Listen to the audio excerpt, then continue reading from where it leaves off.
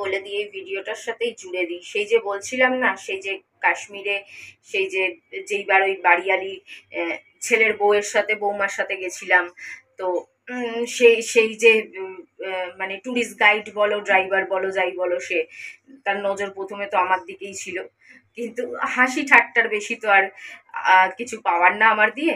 হাসি ঠাট্টা গল্পই আর কি করতেই পারি, সে তো সবার সাথেই করতে পারি, সেটা কোনো বাধা নিষেধ তো নেই, সবাই সবার সাথে আড্ডা মারে, গল্প করে, আর কি করে। তো তার নজর তো প্রথমে আমার দিকেই ছিল, সে মরতে মরতে আমরা বেঁচেছি জানো।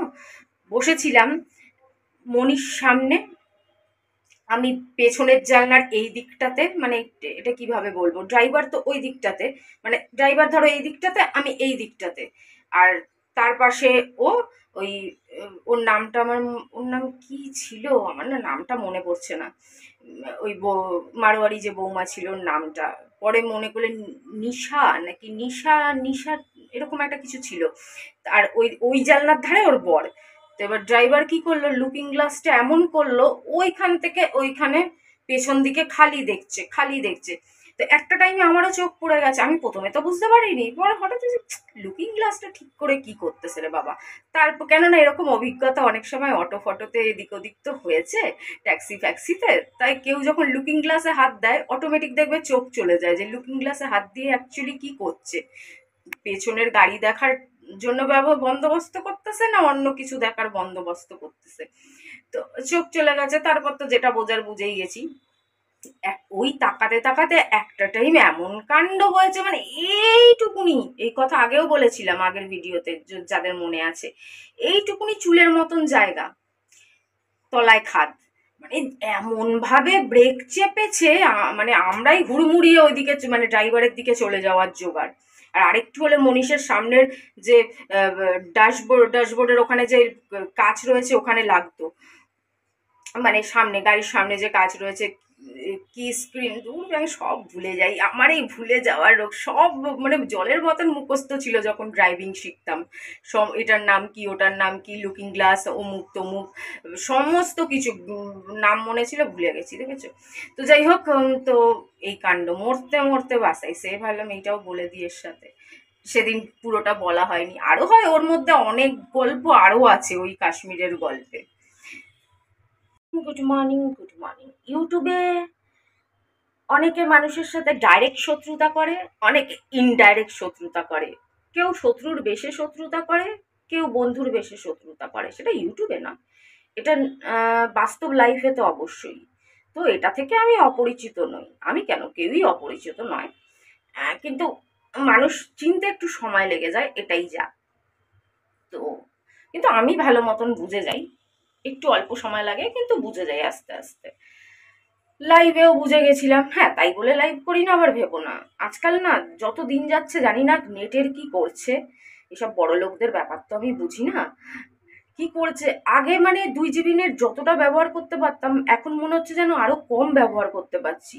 নেটের দাম তো বাড়িয়ে দিচ্ছেই, কিন্তু তলায় তলায় আবার নেট কেটেও নিচ্ছে কিনা মানুষের, মানুষকে কত জায়গা থেকে যে মানুষের কে বোকা ড্যাশ বানানো হচ্ছে তার বলা মুশকিল।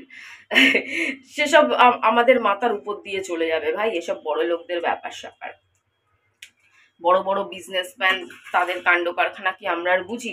নেটের না বড্ড অভাব হয়ে যাচ্ছে আজকাল, তো বুনোর বাবাও তাই বলছে, ওর জন্য চট করে ওয়াইফাই দিতেও চায় না, রাত্রি না হলে দিতে চায় না, এমন জ্বালা, তার জন্য লাইভ করতে পারছি না। তোমরা তো যারা লাইভ করো জানো, কিন্তু কি করে জানবে, তোমরা তো বেশিরভাগ সব ওয়াইফাইতে লাইভ করো, তাই বোঝো না হয়তো যে যারা 1 GB ভরায় বা 1.5 GB ভরায় বা 2 GB ভরায়, সেই হিসেবে না লাইভে কত নেট কাটে, মানে 2 GB নেট নিমেষে কেটে যাবে, তোমরা বুঝতে পারবে না। লাইভ করতে করতেই দেখিয়ে দেবে 50% শেষ, আবার একটু পরেই দেখিয়ে দেবে 90% শেষ, আবার একটু পরেই দেখিয়ে দেবে গেল, সব চলে গেল।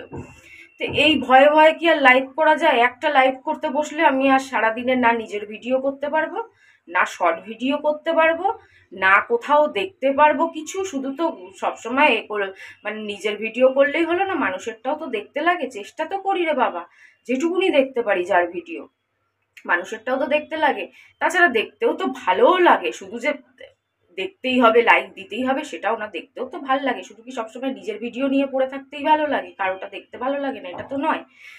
তো তো কি করে কি করব বলো? ওর জন্য আমার লাইফ মানে বুনোর বাবা যবে থেকে একটু, বুনোর বাবারও নেট নাকি প্রচুর খেয়ে যাচ্ছে, দিতে চায় না, ঘ্যাচ ঘ্যাচ করে, এর জন্য বিরক্ত লাগছে। তবে আমি তো তোমাদের বলেছি এই জিনিসটার বেশি দিন থাকবে না, শুধুমাত্র নেক্সট।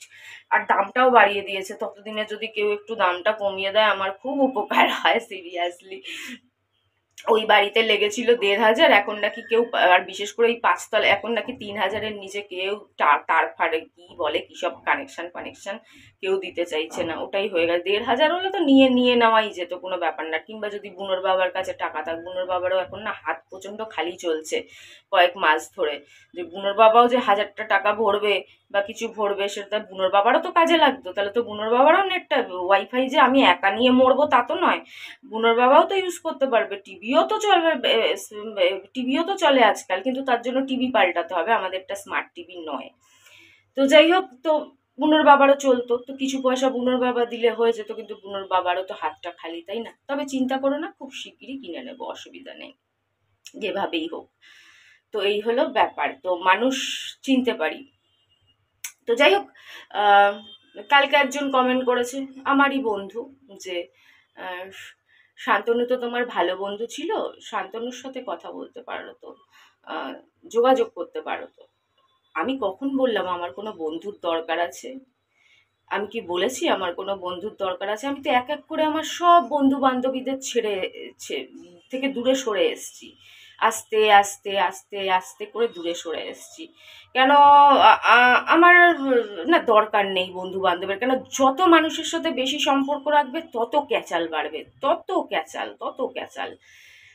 কেউ একরকম বুদ্ধি দেবে, কেউ আরেক রকম বুদ্ধি দেবে, কেউ আরেক রকম, কেউ বলবে বুনোর বাবা ভালো না, তুই তো চাইলে আরো বেটার অপশন ছিল, হ্যাঁ না তেনা নানান রকম কথা বলবে। এতে যে একটা, দুটো মানুষ মিলে একটা ঘরে এতগুলো বছর ধরে টিকে আছি, এতগুলো বছর ধরে বাঁচছি, সেই জিনিসটাই নড়বড়ে হয়ে যাবে। দেখো মানুষের মন তো, মানুষ কেউ যদি ডেলি এইটা ওইটা ওইটা সেইটা ভরতেই থাকে মাথার মধ্যে, তখন এক না এক সময় মানুষ যতই ঠিক থাকুক, এক না এক সময় এত রকমের কথা শুনতে শুনতে মানুষের পা তো ডগমগ করেই উঠতে পারেই, ব্যালেন্স বিগড়ে যেতে পারেই। তা ওর জন্য যত কম বন্ধু বান্ধব করা যায় ততই মঙ্গল। আমি তো বলিনি আমার কারো প্রয়োজন আছে, তো হঠাৎ করে এই কথা বলার মানেটা আমি ঠিক বুঝতে পারলাম না। একেই বলে ঘরের খেয়ে বনের মোষ তাড়ানো, কিংবা ভালো মুখে মানুষের পেছনে লাগা, অনেক কিছুই বলা যেতে পারে এটাকে। ঠিক কোন নামটা দেবো আমি জানি না, সে ঠিক আছে, কোনো ব্যাপার না। মানুষের রক্তে যেটা আছে মানুষ তো সেটা করবেই, তাই না? রক্তের দোষ তো আর অত সহজে পাল্টায় না। তো এই হলো কথা। তো আমি বলে দিচ্ছি, আমার কোনো বন্ধুর দরকার নেই। বন্ধুর যদি আমার দরকার হতো তাহলে আমি পুরনো কথা ভাবতাম না। যাদের এরকম স্বভাব থাকে বা শখ থাকে, তারা নতুন করা, কত নতুন জোগাড় করে না, নতুনের কি অভাব লেগেছে নাকি? মানুষ চাইলে ওরকম হাজার দাঁড় করিয়ে দেবে। পুরুষের কি রাস্তায় অভাব পড়েছে, না পুরুষের সমাজে অভাব পড়েছে ভাই? কিন্তু আমার কোনোদিনই দরকার ছিল না। যেটুকুনি যা দরকার ছিল বাধ্য হয়েছিল। হ্যাঁ, ভালো সম্পর্ক ছিল, খুব ভালো বন্ধু ছিল, কিন্তু মানুষ তার মধ্যে অনেক দাগ লাগিয়েছে, অনেক কালি লাগানোর চেষ্টা করেছে। কিন্তু আমার আর দাগও চাই না, কালিও চাই না। আর সত্যি কথা বলতে এখন আমার কিছুই চাই না ভাই। যে কটা সম্পর্ক একদম কাছের আছে, একদম নিজের আছে, একদম কাছের আছে, যেগুলো, সেগুলো যদি ভগবানের দয়াতে ভাই ভালো মতন নিভিয়ে নিতে পারি, যে কদিন বাইশটা আসি, তাহলে ভাই ভাববো আমি গঙ্গা স্নান করে নিছি, আর লিস্ট বাড়ানোর কোনো প্রয়োজন পড়ে না। এই দুই একজন আছে, আমার পরিবার আছে, এর মধ্যেই চইলা যাইতে পারলে ভালোই ভালোই।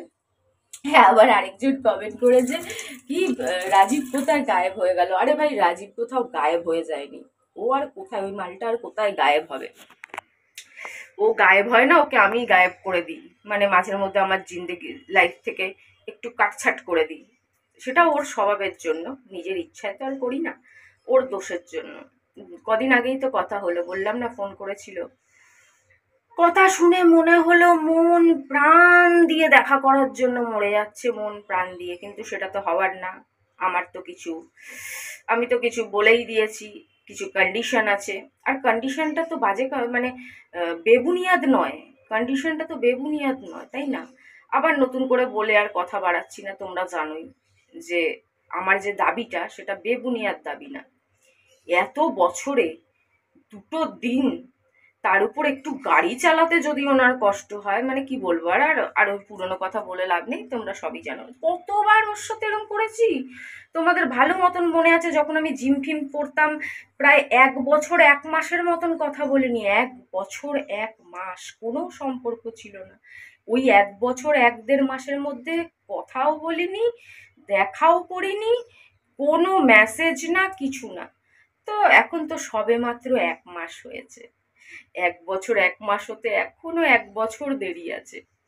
আমরা হাইস্ট একে অপরের সাথে রাগ করে বা কোনো মিসআন্ডারস্ট্যান্ডিং এ কথা বলিনি। হাইস্ট হচ্ছে ওই প্রায় 1 বছর একবার, 1 বছর 3 মাস, ওই বৈষ্ণবী যখন হয়েছিল 1.5 বছরের মতন কোনো যোগাযোগ ছিল না, বছর দেড়েকের মতন, মানে আমি রাখিনি যোগাযোগ ছিল না, মানে আমি রাখিনি। পরে সেই বাধ্য হয়ে রাখতেই হলো। পুরো বাচ্চার দুধ কেনার পয়সা ছিল না, মনীষ পালিয়ে গেছিল ছোট্ট বৈষ্ণবীকে আমার কোলে রেখে, গায়েব হয়ে গেছিল প্রায় 1 মাসের মতন। একটা দুধের বাচ্চা, তখন বয়স হয়তো 3-3.5 মাস হবে। 3-3.5 মাসের বাচ্চাকে আমি আমার ঘাড়ে একা রেখে মনীষ গায়েব, ভাবতে পারছো? একটা 3-3.5 মাসের বাচ্চাকে একটা 27-28 বছরের মেয়ের কাছে রেখে সে গায়েব হয়ে গেল। তখন বাধ্য হয়ে, তাও কিছুই না, কোনো যোগাযোগ না, কিছু না। বৈষ্ণবী তখন কত ছোট, থরি না আমি যোগাযোগ মানে ঘুরতে যাব বা কিছু, জাস্ট টাকা দিয়ে হেল্প করেছিল। কেন দুধ কেনা, স্যারেলাক্স কেনা, স্যারেলাক্স খেত না, স্যারেলাক্স না, দুধ টুধ কেনা, বাড়ি ভাড়া টাড়ি ভাড়া দেওয়া, তখন যা বাড়ি ভাড়া ছিল, তখনকার দিনে 6,000 টাকা ভাড়া ছিল, তার জন্য কিছু টাকা নিতে আমায় বাধ্য হতে হয়। আর সেই টাইমে আমার বান্ধবীও টাকা দেয়। বান্ধবী আরও সবাই মিলে ফান্ড করে, যেরকম ফান্ড চাঁদা তোলে না, চাঁদা তোলে আমায় কিছু টাকা দেয়। মিথ্য কথা কেন বলবো, টাকার এত জোর দরকার ছিল তখন। আমার বান্ধবীরাও চাঁদা তুলে কিছু টাকা আমায় দেয়, সবাই মিলে হেল্প করে তখন আমায়। এমন যা তা অবস্থায় ফেলে রেখে গেছিল। তারপরে তো আবার এসে আমার বৈষ্ণবীকে মেরেই ফেলতো। আমি না থাকলে বৈষ্ণবী আজ আর বেঁচে থাকতো না। বৈষ্ণবীর মুখের মধ্যে কালা হিট স্প্রে করে দিয়েছিল বেচারি, কি কান্না, কি চিল্লানো। আমি সঙ্গে সঙ্গে জলের ঝাপটা দিয়ে চিল্লে সারা বাড়িকে এক করেছি। সারা বাড়ি ফ্ল্যাটের লোকজনরা চলে এসেছিল, নালে মনে হয় আমার মেয়েটার সেদিন যে কি হয়ে যেত। মুখ ঠুক ধুয়ে দিয়েছি, বেচারি কাঁদছিল। এবার বুঝতে পারছিলাম না, ও তো ওইটুকুনি বাচ্চা তো আর বলতে পারে না, 4 মাসের এরকম বাচ্চা, 3.5-4 মাসের, ওর কি কি প্রবলেম হচ্ছিল। মুখের মধ্যে পুরো কালো কালো হিট স্প্রে, মানে কি বলবো। এত অবধি খেয়ে এসে বাচ্চাটার গায়ের উপর বমি করে দিত, বাচ্চাটার ঘাড়ের উপর পড়ে যেত যাতে চ্যাপ্টা হয়ে যায়, চ্যাপ্টা হয়ে দুর্ঘটনা ঘটে যাওয়ার তো কোনো ভয় ছিল না। পয়সার অভাব ছিল না, বাধ্য যা করবো পয়সার জোরে বেঁচে যাব, যা হবে দেখা যাবে। আর এমনিতেই মাথা অবধি গলা অবধি খেয়ে নিলে কি কারো হোশ থাকে? তারপরে কি হবে সেই নিয়ে কি কেউ আর ভাবে? যা অত্যাচার সহ্য করেছি, যা অত্যাচার সহ্য করেছি। এখনো কি অত্যাচারের শেষ আছে? যেটুকুনি ভাবি ভালো থাকবো, কিছু মানুষ এসে এসে পুরনো ঘাকে তাজা করে দিয়ে চলে যাওয়ার চেষ্টা করে। তারা ভাবে না যে এটাও এক ধরনের পাপ, এটাও এক ধরনের অন্যায়, আর এর ফল তাকে আর তার পরিবারকে গুনে গুনে দিয়ে যেতে হবে, গুনে গুনে ভুগতে হবে। তাই সাধু সাবধান। জানি পাপ করতে বেশ মজা লাগে, অন্যায় কাজ করতে মজা লাগে, মানুষকে কষ্ট দিতে মজা লাগে, এই জিনিসগুলো খুব মজাদায়ক, খুব এন্টারটেনমেন্ট দেয়। প্রথম দিকে দারুণ এন্টারটেনমেন্ট দেয়, কিন্তু পরের দিকে যা দেয় তার থেকেই সাধু সাবধান। জাস্ট দিদি ভেবেই বলো আর যাই ভেবেই বলো, অভিজ্ঞতা থেকেই বলছি। কেন, মানুষ তো কম বেশি ভুল করে পাপ বলো, জানতে পাপ বলো, অজান্তে পাপ বলো, সবার দ্বারাই তো হয়ে গিয়ে থাকে। আমার দ্বারাও হয়ে গেছে, সবার দ্বারাই হয়। আর খারাপ তার ফল সবার ভুগতে হয়, কিন্তু কেউ স্বীকার করে না, আমি স্বীকার করছি। সেটাই হচ্ছে ফারাক। কি গরম বাবা গো বাবা। কালকে মিশোতে জিনিস সস্তায় দেয়, অনেক সস্তায় দেয়, কিন্তু মিশোতে একটু দেরি করে। কালকে ফ্লিপকার্টে অর্ডার দিয়েছি, কালকে বিকেলেই চলে এসছে। মাত্র 100 টাকার একটা প্রোডাক্ট, কোনো দামি প্রোডাক্ট না, 100 টাকার একটা প্রোডাক্ট। আর ওই 100 টাকায় মিশো, আর ওর মধ্যে আর 30 টাকা বললে মিশো থেকে দুটো প্রোডাক্ট হয়ে যেত। ওর সাথে একটা কম্বো জিনিস ছিল, 130 টাকায় দুটো হয়ে যেত। আর ফ্লিপকার্ট 100 টাকায় একটা দিল, আর মিশো 130 টাকায় দুটো আলাদা টাইপের জিনিস দিত। সেটা দেখতে আরো সুন্দর লাগতো, কিন্তু ওই যে কবে দেবে তার নেই ঠিক, দেখাচ্ছে 5-6 তারিখে দেবে। আমি বললাম দূর বাবা, তা একটু তাড়াতাড়ি আনিয়ে নিই, তার জন্য ফ্লিপকার্ট থেকে আনিয়ে নিলাম। কি আনাইছি পরে দেখাবো।